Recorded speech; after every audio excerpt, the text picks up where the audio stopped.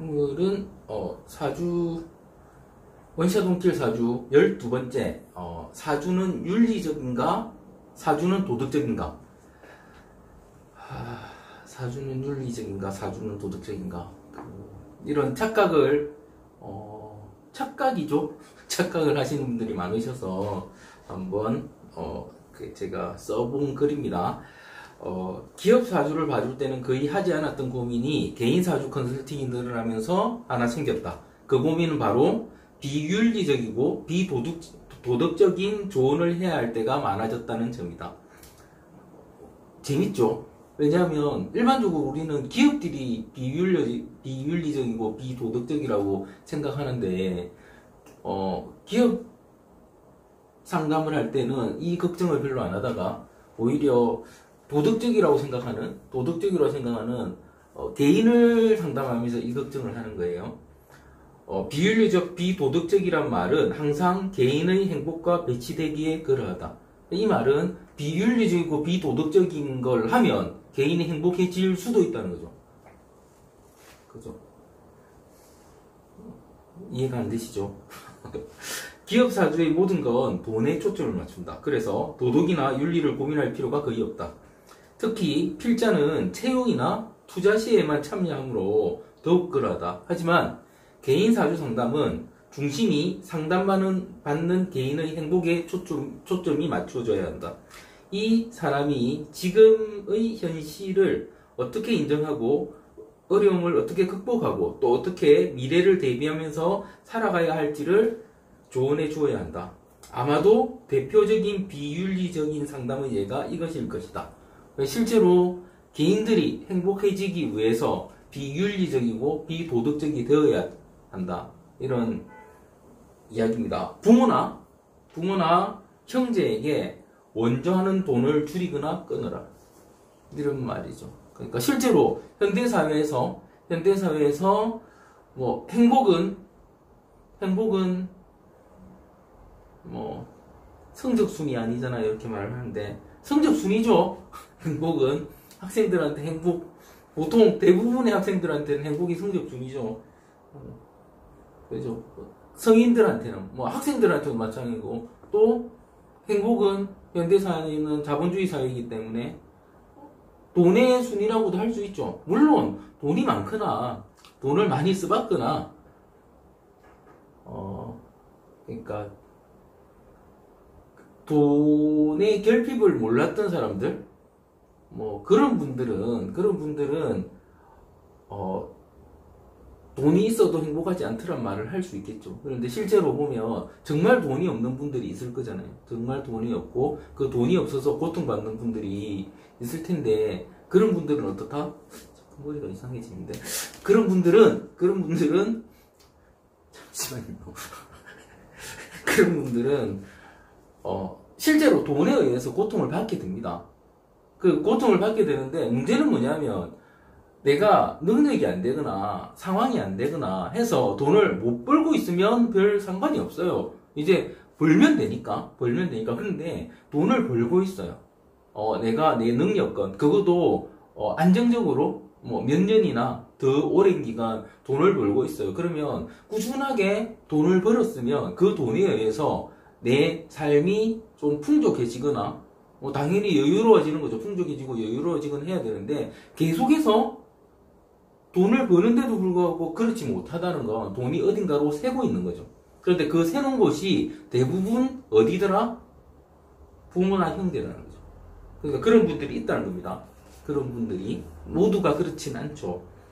어찌 보면 가족을 파괴하는 것 같은 이런 조언을 많이 하게 된다. 부모나 형제에게 원조하는 돈을 줄이거나 끊으라는 말이 가족을 파괴하는 거죠. 사실은 어찌 보면 그런 구조에서 사는 분들이 많이 찾아오기 때문에 그럴 것이다. 그러니까 실제로 보면 어떤 분이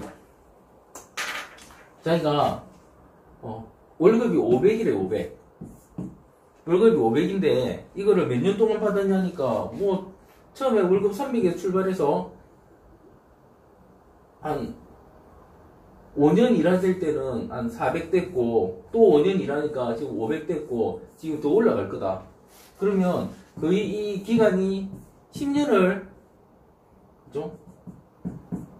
10년을 일을 했는데 그리고 10년 전에 300 월급을 받았고 지금 500 이상의 월급을 받을 수 있다는 건 그래도 중산층이 될 수 있는 지금 한국에서 물론 이거보다 훨씬 많이 받는 분도 계시지만 어느 정도 중산급의 생활 정도는 혼자 사니까 그죠? 혼자 사니까 그러니까 4인 가족 기준으로 생각하면은 아주 적은 거겠지만 1인이 쓰기에는 사실은 적은 돈은 아니잖아요. 그런데 이분이 계속 풍족하지 못하고 자기 생각에 최저 생활을 옛날처럼 아침에 출근할 때는 삼각김밥이나 그 편의점 샌드위치 먹고 저녁에는 그 뭡니까 컵라면 먹고 그다음에 시간 있을 때마다 알바 뛰고 대리운전도 하고 옛날에 한 10년 전에 하던 거 대리운전도 계속 하고 있고 시간 틈날 때마다 그다음에 뭐 일요일이나 이럴 때는 친구가 무슨 이삿짐 센터 같은 거 한다는데 이삿짐 센터 같은 데 가가지고 이삿짐도 나르고 하면서 일당 받고 그러고 있대요. 500을 버는데 오히려 그 정도 벌면 자기 개발을 해서 좀 더 많이 벌 수 있게 하거나 노후를 대비할 수 있는 뭔가를 다른 걸 배우거나 해야 되는데 그게 아니고 계속 돈을 벌고 있대요. 그러니까 이분이 불안하다 이거죠. 내가 이 돈을 벌어도 10년 전의 생활을 벗어나지 못하고 있다는 게 불안하다 이거죠. 사실은 이분이 이 월급을 받고 들어갈 때도 아주 그전에는 더 힘들었죠. 그죠? 그래 자기는 너무 감사해서 정말 열심히 일했고 그래서 월급은 뭐 많은 건 아니죠. 올랐고 이제 되게 안정적으로 살 수 있을 거라고 생각을 했지만 계속 부족하다. 자기 삶은 10년 전이나 지금이나 똑같은 삼각김밥을 먹는 인생이다. 삼각김밥 먹는 게 어떻게 하는 건 아닙니다. 저도 삼각김밥 먹는 거 좋아합니다. 근데 먹어본 지는 오래된 것 같네요. 어쨌든 편의점을 거의 안 가서 그럴 거예요. 제가 편의점 갈 일이 거의 없어서 하여튼 가면 사 먹는데 가본 지가 되게 오래됐거든요. 어쨌든 그렇습니다. 그래서 뭐 이런 거죠. 구조 자체가 이런 구조의 분이 의외로 많이 계십니다. 의외로 남자분도 많이 계시고 여자분도 많이 계시고 이런 분들이 보면은 이런 분들은 속을 들여다보면 굳이 자신이 원조해주지 않아도 부모나 형제의 재산이나 수입이 있는데도 가족과 형제에 대한 책임감이 너무 강해서 자신을 돌보지 않은 채 지금까지 자신의 죄를 나눠주고 있었던 것이고 그것이 자신이 현재 겪고 있는 괴로움의 원천이라는 걸 모르고 살아온 사람들이다. 그러니까 실제로 이런 분들이 그러니까 뭐 형제 중에 마지 중에 이런 분도 있고요. 중간 중에 이런 분도 있고 막내 중에 이런 분도 있어요. 그러니까 사주에 나와 있어요. 근데 중요한 게 사주에 나와 있어요. 주로 어떤 구조냐면 무비겁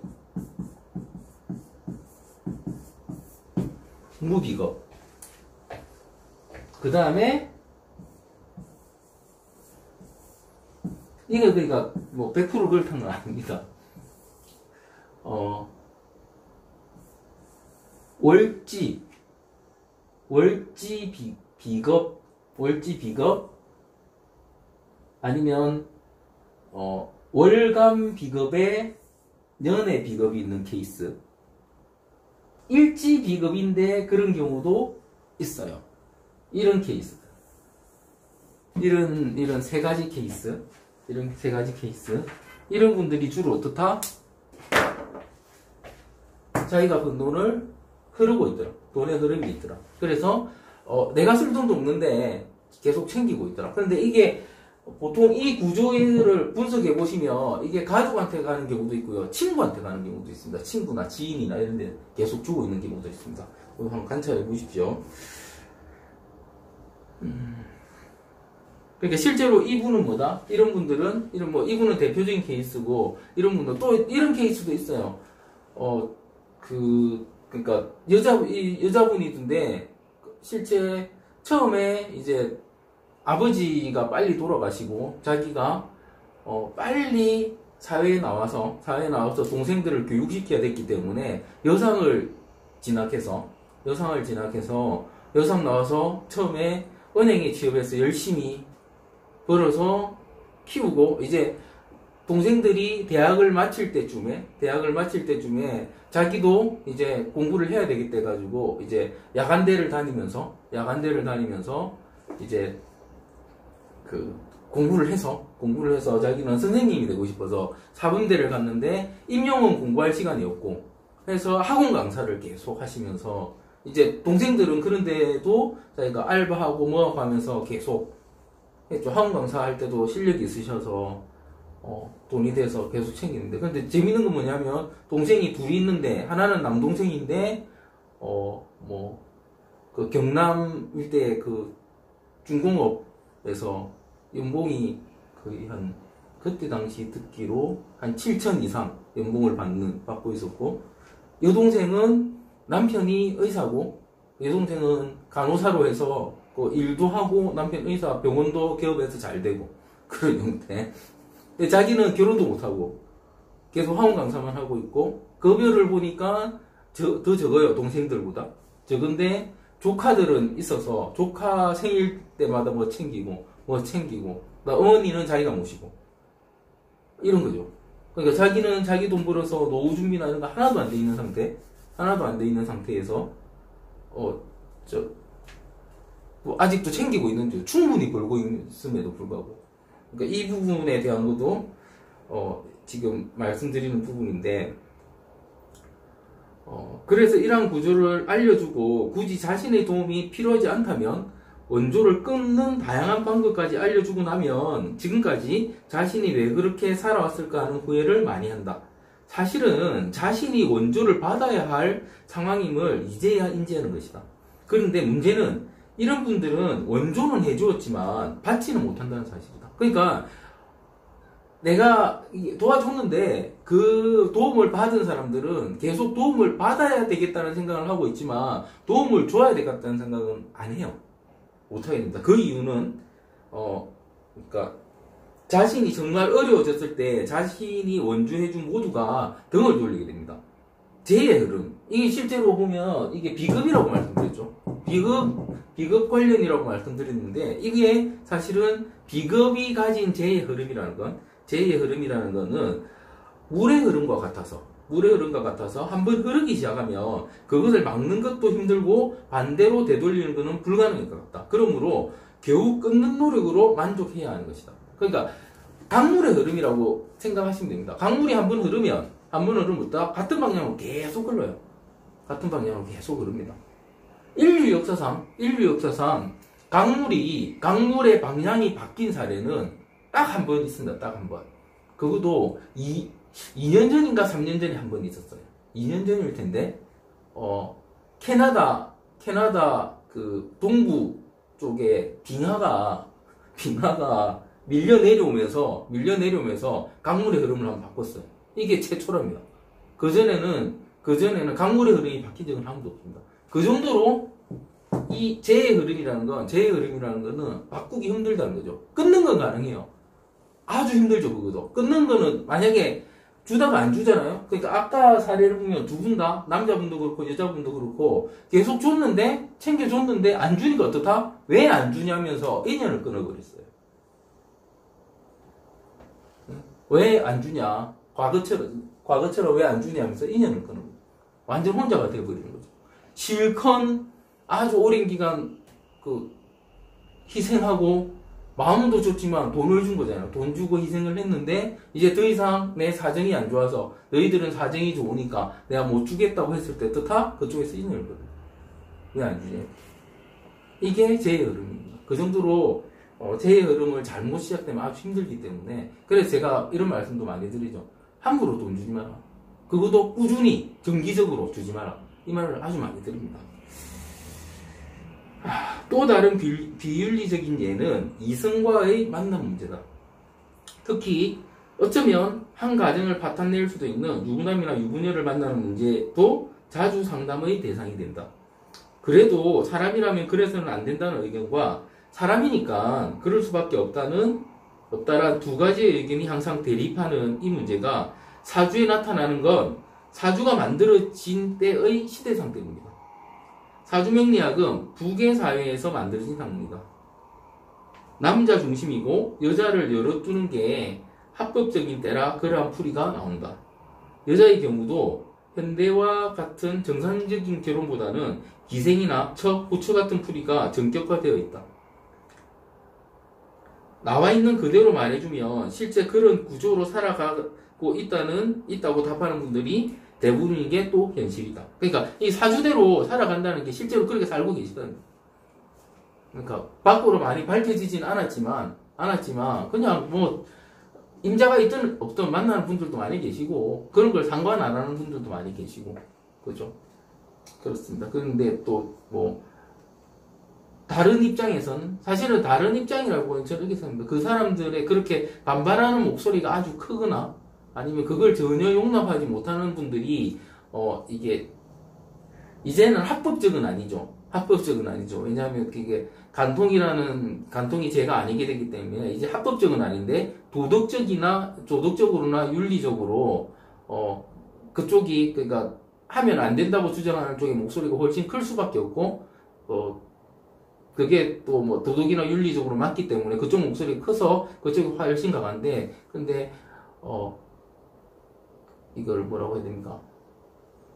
그러니까 사회의 이면이라고 해야 될까요? 이면적으로는 사실은 많죠. 엄청나게 많죠. 그러니까 뭐 우리 드라마나 영화가 불륜이나 이런 걸로 점쳐지는 이유는 이런 부분 때문이겠죠, 사실은. 그래서 이 부분과 그러니까 보이는 면과 이면이다. 요거도 그렇게 말씀드릴 수 있는데 요런 부분 나와 있는 그대로 말해주면 실제로 이런 구조로 살아가는 분들이 많으세요.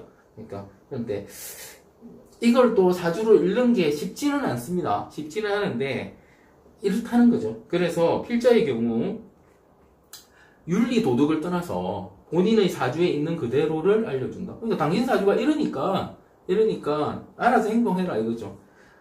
그리고 서로 알아서 판단하고 행동하라고 한다. 이건 역시 필자의 대논리인 인간은 알고 나면 알아서 행동할 수 있다는 논리를 적용한 것이다. 그러니까 이런 거죠.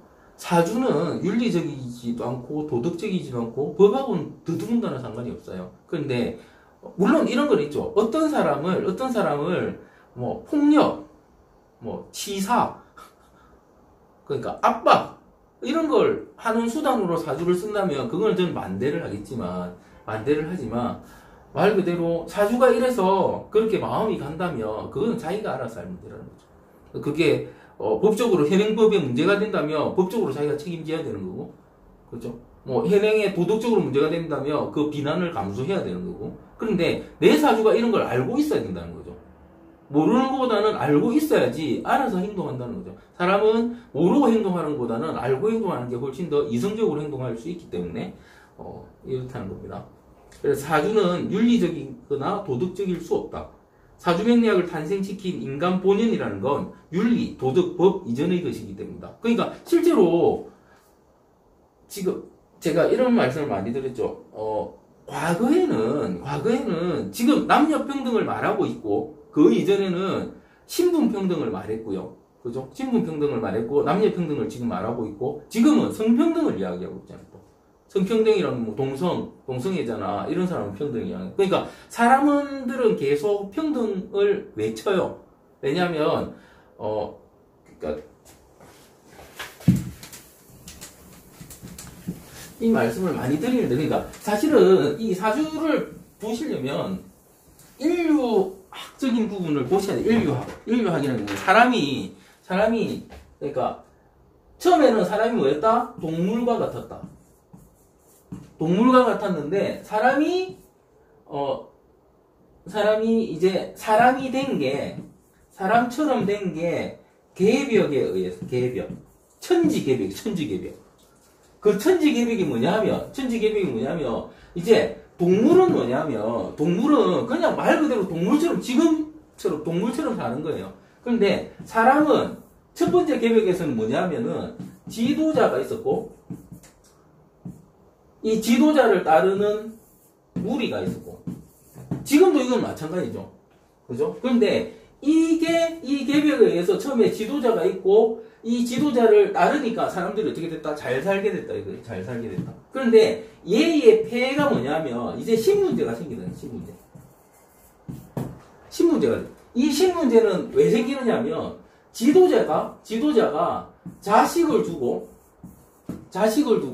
자식에 대한 자식을 사랑하면서 살아가면서 지도자가 죽고 나면 자식이 어떻게 살 것인가를 생각하는 거죠. 그러면 자식을 다시 지도자를 만들거나 잘 살게 하기 위해서 뭘 만든다? 이 무리를 가르는 거예요. 이게 지배와 피지배를 만들었다는 거죠. 그래서 처음에 개병은 이렇게 출발했지만 결국은 뭐가 됐다? 지배, 피지배가 된 거예요.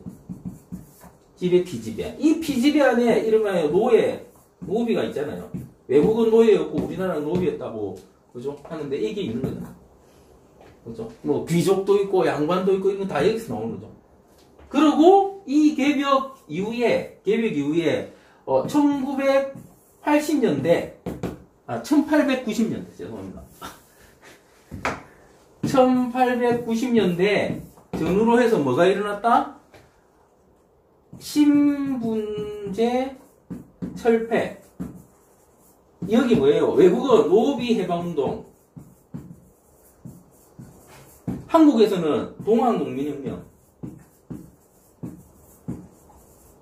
이게 전 세계에서 다 일어났어요. 전 대륙에서 다 일어나고.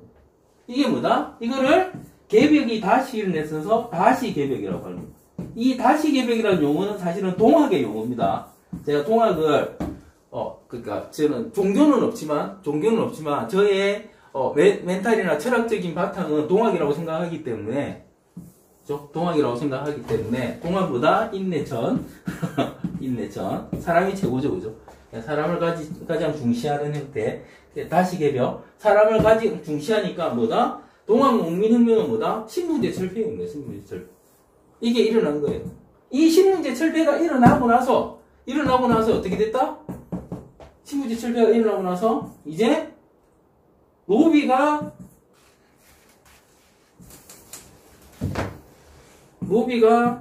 폐지됐죠. 한국에서는 폐지됐고 그죠? 이게 쭉 오면서 1950년대 이후에 뭐 남녀평등이 나오고 이제 2000년대 이후에 뭐가 나온다? 이제 그러니까 2000년대 이전에는 이제 동성애자를 하면 커밍아웃을 못했어요. 왜냐하면 에이즈라는 병이 있었기 때문에. 에이즈 때문에 에이즈의 원인이 동성애 사실은 아주 많이 동성애에서 걸린다고 나와있죠, 그죠? 그래서 에이즈라는 게 있었기 때문에 못했는데 이 2000년대 이후에 에이즈에 관한 뭐 치료제가 나오고 하면서 이제 성평등을 주장하고 있죠. 성평등을 주장하고 있어요. 이렇게 가는 거죠. 그렇죠? 지금 진짜 안타까운 건 뭐다? 여기 있어서 아주 안타까운 건 뭐다? 성평등을 주장하는 사람, 남녀평등을 주장하는 사람이 이때 시작됐지만 아직도 남녀평등은 안 이루어졌다고 생각하고 성평등을 주장하는 사람도 아직 안 이루어졌다고 생각하는 그 시점에서 뭐를 비판하더라? 과거 사람들의 행위를 비판하더라. 이게 사실은 되게 아이러니죠. 왜냐면 이것도 역사잖아요, 사실은. 이 부분도. 그죠? 지배, 피지배, 지도자 이것도 역사잖아요, 그죠? 이렇게 그냥 흘러온 건데, 인류가, 발전하면서 흘러온 건데, 이걸, 물론, 잘 됐다는 건 아니지만, 그래서, 이름하야, 미투나, 이런 쪽으로, 이거 문제시 있는 걸 말하는 거는 좋다고 보지만, 이런 걸 어떻게 이용하더라, 이제? 종교하는 사람들이나, 정치하는 사람들이 자기의 도구로 활용해버리는 거예요. 실제로, 개인의 요구에 의해서 이게 점점 평등해져야 되는데, 얘네들에 의해서 크는 거고, 그죠? 이쪽으로 가려는 애들이 크는 거고. 그러면 이게 뭐가 되냐면, 이거는 분명히 인적인 문제, 비급적인 문제거든요. 인적인 문제, 비급적인 문제인데, 이렇게 되면 이게 관적인 문제가 돼요. 나중에 재적인 문제로 흐르니까. 이상하게 흘러버릴 수도 있습니다. 그래서. 이런 부분은 좀 문제다. 그런 거고. 저런 부분도 항상 생각하셔야 됩니다.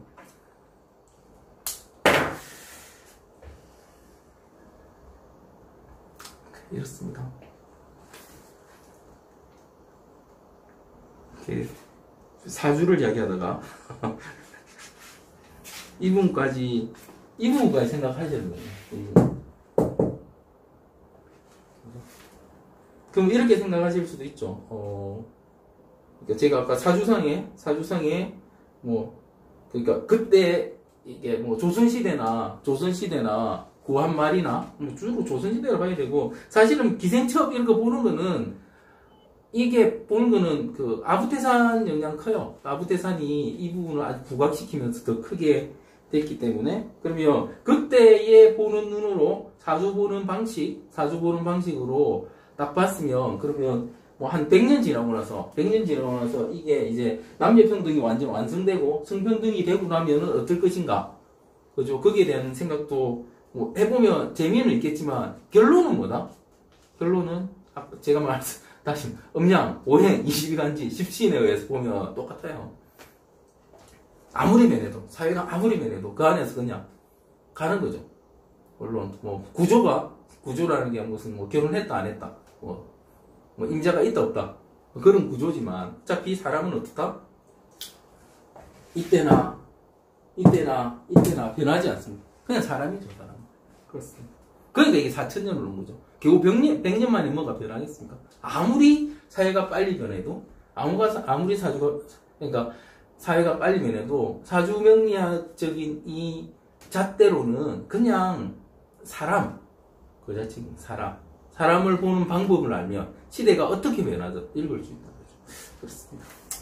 예, 12번째, 사주는 윤리적인가 사주는 도덕적인가 마치겠습니다.